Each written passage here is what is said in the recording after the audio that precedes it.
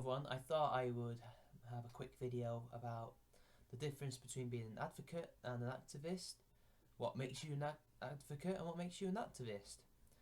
And this stems from the fact that you often see feminists say that you can't be for equal rights for women, men and women, and for some of the more extreme ones, any kind of equality if you're not a feminist.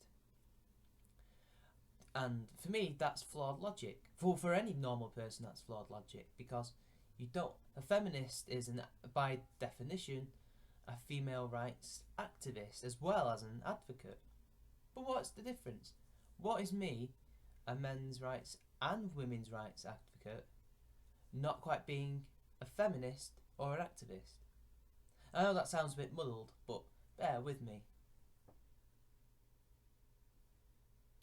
So the first problem is they assume that you have to be a feminist to be for women's rights, to advocate for them. That's not the case. You don't have to be. Because what if you disagree with certain core principles? You all know why I disagree with feminism. There's loads of videos showing exactly why I disagree with them. Therefore, I am an advocate. I'm not actively going out campaigning, but I am recommending the advocacy of their rights as much as I recommend the advocacy of men's rights. But I am not actively in their movement. I am not campaigning. Therefore, I am neither a feminist nor an MRA.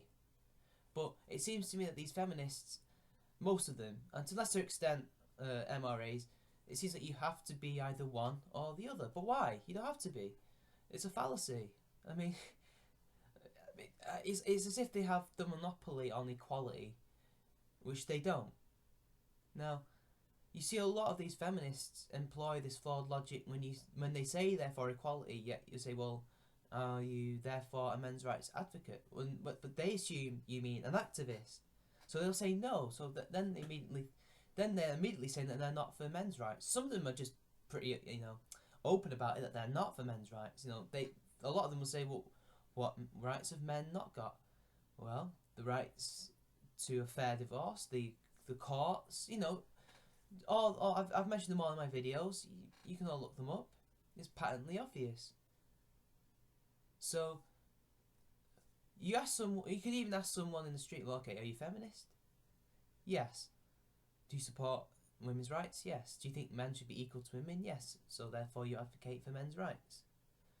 You're not an activist, you're not part of the movement, but you don't have to be. It seems like they shirk away as if it's some kind of bad thing. Look, egalitarians don't have that problem. Most people in the world are egalitarian by default, I imagine. So I don't see why people should have to pick or choose. It's just divide and conquer. If you think about it, you're either with us or you're against us. And that's what the Brits did in colonialism. It's what the Americans did in their colonialism. It's a good tactic to use to divide your opposition and to divide potential supporters from opposition.